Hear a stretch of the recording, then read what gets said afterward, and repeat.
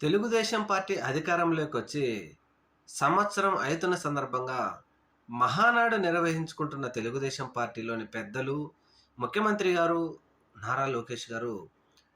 కడపలో మహానాడు 2 రోజులు పూర్తయితే,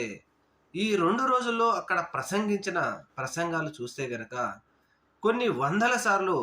వైఎస్ జగన్మోహన్ రెడ్డి గారి గురించి, కొన్ని వందల సార్లు వైఎస్ రాజశేఖర రెడ్డి గారి గురించి, కొన్నిసార్లు సాక్షి గురించి, ఈ కడప మహానాడు మొత్తం కూడా మొత్తం మీద 816 సార్లు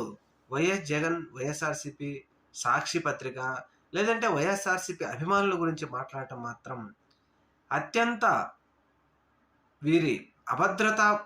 లోపానికి కారణమని చెప్పేసి ఇప్పుడు మేధావులు, విశ్లేషకులు, నెటిజన్లు కూడా విపరీతంగా ట్రోల్ చేస్తూ ఉన్నారు. ఎందుకంటే